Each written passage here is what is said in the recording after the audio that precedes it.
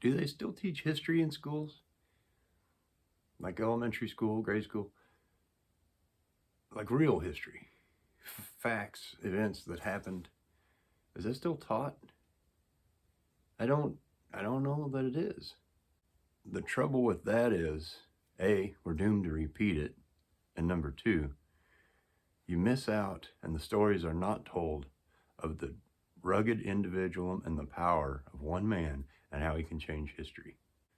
Boonesborough, what is it? And who was involved?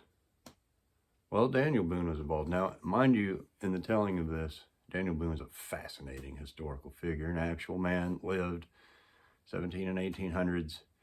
I'm leaving out large swaths of his life, his story, his history, as I'm leaving out large swaths of Boonesborough and everything entailed in it. I'm trying to hit the highlights here. But first, we got to set up the backstory. Daniel Boone was a trapper, a frontiersman, a trader, and he kind of liked having some elbow room, you know. And by some, I mean like all of it, best he could. He liked the wilderness. He knew the wilderness. He knew how to hunt, how to fish, how to trap, how to track, tracking game, humans, so on and so forth. He had a very complex and involved on-again, off-again relationship with the Native Americans, if you will, the Indian tribes, in particular, the Shawnee. Now, we got to back up and set this up a little bit. Daniel Boone had a bunch of debts at one point, and he took to the woods to try to settle those debts, meaning he was going to trap and skin animals, sell the hides and the furs, and pay off his debts. Well, he went out and he made a huge success of it. I mean, this is a skilled individual, this man was. Piles up the furs, he's ready to pay off his debts. He gets captured by the Shawnee. He escapes the Shawnee, goes back, faces the music of his debts, and he's actually brought to court over the deal. Now, back then, there wasn't any bankruptcy. You went to prison if you had debts and you couldn't pay them. You either paid them or you went to prison. And he explained to the judge and, all the creditors, dude, I could have paid you back 15 times over with all these. Well, I got freaking abducted by the Shawnee. I lost all my furs. I intend to make good on my word and on my debt obligations. Well, just so happened this judge, whose name I forget, I should know this, giving a video about it, but I don't. It's somewhat inconsequential. Anyway, this judge just so happened previously, and not long before this trial, bought 20,000 acres in what is now known as present-day Kentucky, the American state of Kentucky. And he was looking for a wilderness man, a pioneer, to go to pave a way in there, basically, break ground, break a trail, explore the lands, maybe do some surveying, what have you. And he's going to sell this land piece by piece to settlers, which were hungry for land at this time. And here's Daniel Boone in front of him, who has debts that he can't pay, and he's a skilled individual when it comes to the woodlands. Okay, so all of a sudden Daniel Boone's got some financing. He takes, 39 other dudes, and they plow a trail, man, and they get to present-day Kentucky. Back then, it was just freaking woodlands. I mean, this is vast forest and just as wild land as wild can be. Now, we also have to keep in mind here, the American colonies are still under British rule, and now there's a fight. Americans, which weren't Americans, they were subject to the British crown, they were forbidden from traveling past a certain line. They're colonies, So, Boone is acting illegally. The judge that bought the 20,000 acres is acting illegally, but they don't care. There's money to be made. Okay, so we're going. About this time, the British and the colonies are in a fight.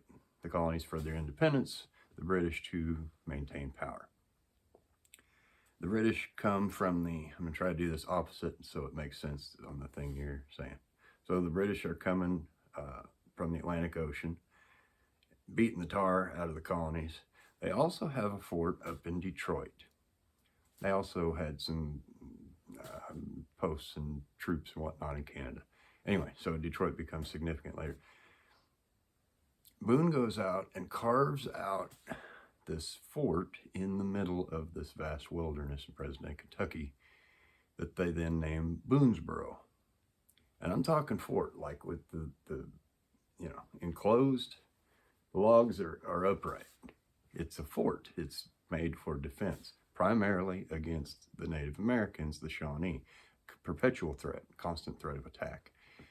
And the Shawnee, among various other Native American tribes, they don't take too kindly to these white men on their land. These are their hunting ground. All right, so Boone builds this fort in a month. And they set up shop here. Now, also of significance is one of Boone's sons was killed and tortured to death by the Shawnee. Also, his daughter, Jemima, like Aunt Jemima, except not Aunt Jemima, just Jemima Boone, was abducted by the Shawnee. Now, Boone eventually had 10 kids. We'll get into that later, maybe. But he taught this daughter, Jemima, to basically be a woodsman. He taught her how to fish and hunt and trap and track. She's outside the fort. She gets abducted by the Shawnee. As she's being abducted, she has the presence of mind to drag her feet, to break little sapling branches on trees and stuff, to lead a trail knowing that her dad's a-coming, as dads do. This girl is no fool.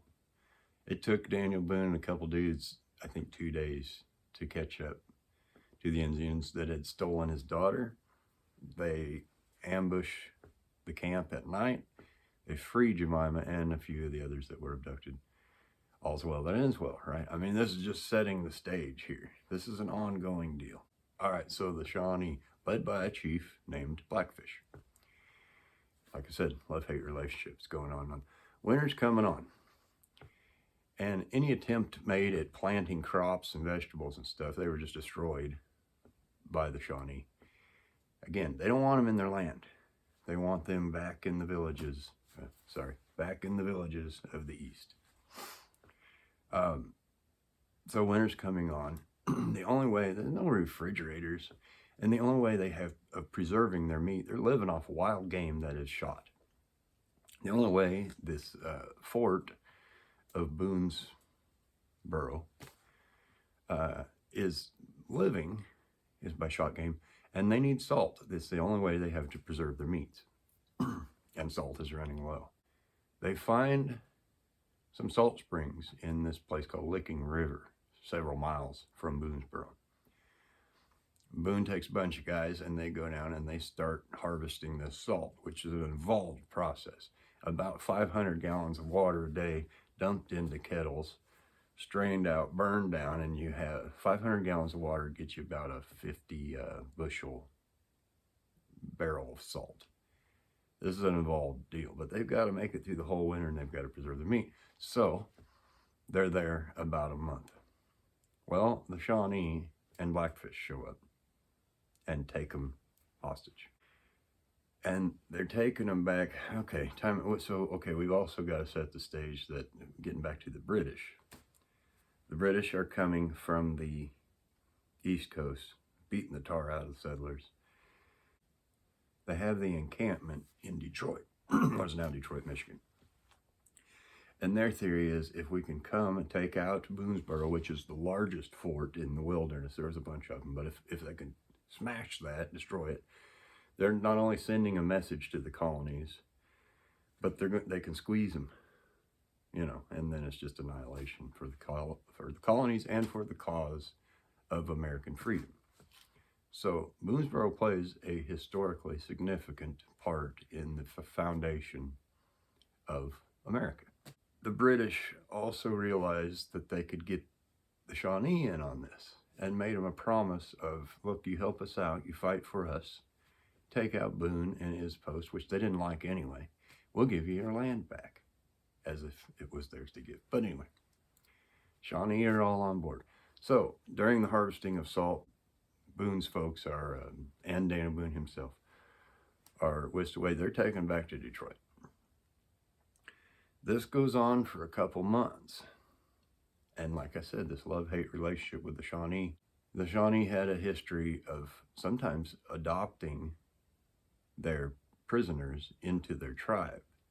And Boone had a former, he lived with Native Americans and would exit out from time to time. Well, they adopt him. Now, there's a whole bunch of stuff I'm skipping over about how he lied to him. He was doing anything he could to save the fort. He knew the significance and the value of it and how important it was to the revolutionary cause. So he's like, you can't take us now. You can't take Crush the Fort now. The women and children couldn't make the travel to Detroit, blah, blah, blah. We'll surrender in the spring, He becomes part of the Shawnee tribe. And he's, this is over the course of a month or two, whatever. He's gaining their trust. He's not watched quite as closely. It's just going on now, sometimes some weeks and stuff. Boone's family gave up on the expedition. They were only going to get salt. That was a month. Now you have 2, 3, 4 months because they've been abducted. Well, the camp didn't, the fort didn't know anything about that. Boone's wife, who was a sketchy little bit of a character, and all his kids, minus Jemima, she stayed on at the fort. Anyway, Boone's family gave him up for dead, as had happened a couple times in the past. Well, anyway, they go back east. Okay, so Boone's getting a little, not washed quite as tightly, not, supervised to the nth degree. He's gaining kind of his place in the Shawnee tribe. And he escapes with a horse. This will blow your lid off. He's 160 miles from Boonesborough. He runs the horse plumb to death over the course of the first 60 miles. In the 100 miles left, which he travels on foot, he's got to beat the Shawnee back to Boonesborough to tell them they're coming, man. They're coming. They got some British with them. They're coming for a siege of the fort. 100 miles on foot with natives chasing him. And he makes it in 4 days on foot. That's 25 miles a day, 4 days straight. That's a marathon every day for 4 days straight. Now, it wasn't like he's packed for travel. He escaped initially on horseback. So he's in moccasins. Well, moccasins don't last long in the wild. They wear out awfully quick. He ain't got time to stop and hunt and dry skins and make a new pair of moccasins. He's going barefoot, and this ain't city streets we're talking about running these marathons on. This is hills and ravines and rocks. And mind you, he's a skilled woodsman. So he's hiding his tracks to ditch the Shawnee. So they don't catch him and prevent him to get back to Boonesborough to warn the people that the siege is coming. So he's going through rivers, he's crawling on rocks, his feet are just cut to doll rags. 4 days straight, 25 miles a day on average. I don't know what he did. I know that he covered 100 miles on foot in 4 days. I don't care who you are, that's a badass. That's John J. Rambo, except real life, and he actually did it. There's no two ways about that. Boone makes it back to the fort. He tells them all, get ready, load up, load for bear. They're coming. The Shawnee are coming. They've got the British with them. This is going to be bad, and we're going to be in for it. Get everything you got, load it up, get up on the catwalks of the, the fort, barricade walls, whatever the hell you call it. The Shawnee show up, and they come with a vengeance, and Boonesborough is able to fight them back. But the siege took place over roughly 11 days and went on and on. Now it's a risk to go outside the gates of the fort at all. So you've got human waste in there.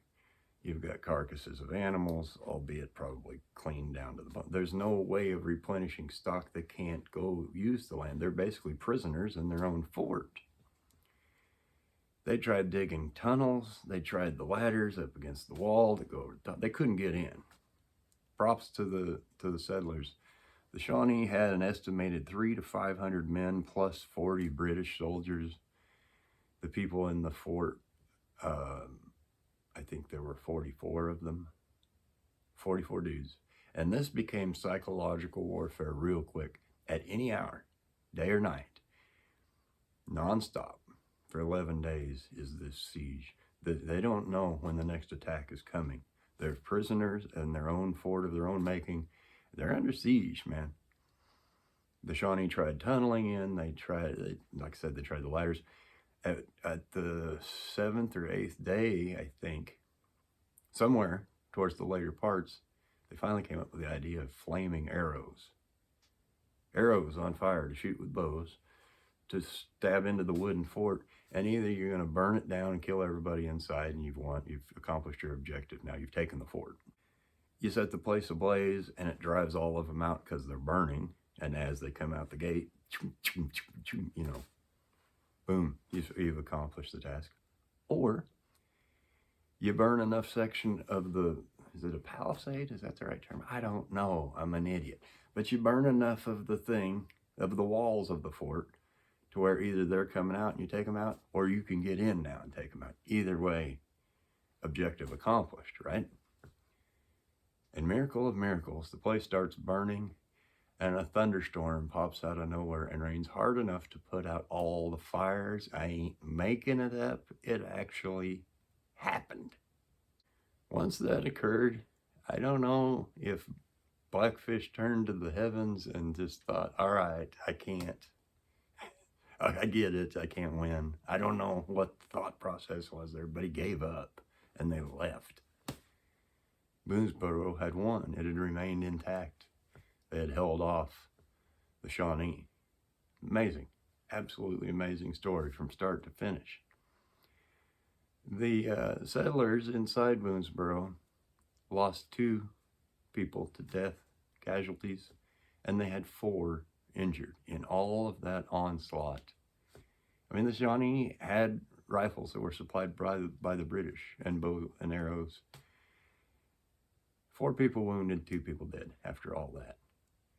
The Shawnee's losses are harder to calculate because they would carry off their dead. I've seen estimates of 44 dead and 100 and some odd wounded. We don't know. There's no way to know. Whatever the case, they didn't accomplish their goals. They didn't take Boonesborough. They didn't take the fort. Extrapolated a few months later, what happens to Daniel Boone? They court-martialed him. Said he was a traitor. Why were you gone so long from Salt Licks? Rumor has it that you assimilated with the Shawnee. He's like, dude, my choices were death and death to you all, because they would have come without you being prepared and seized the fort, or do what I had to do and tell whatever story. You know, I tried to negotiate your surrender in the spring. And so he was brought up on 4 charges of court-martial. Fortunately, back then there was a system, somewhat, of justice. He was found not guilty in all 4 counts. But they ran him out, or he left of his own accord. It's hard to tell. I think probably both. He saved them. He saved their bacon and arguably saved the revolutionaries' efforts, early American colonists' efforts against the British by withstanding this siege. He arguably saved America's effort in the war. And your thanks is, beat it. Get out of here. I mean, yeah, you helped build the thing and led the... Get out of here. Are you... My point in this is, like I said at the beginning, when we don't know history, we're doomed to repeat it.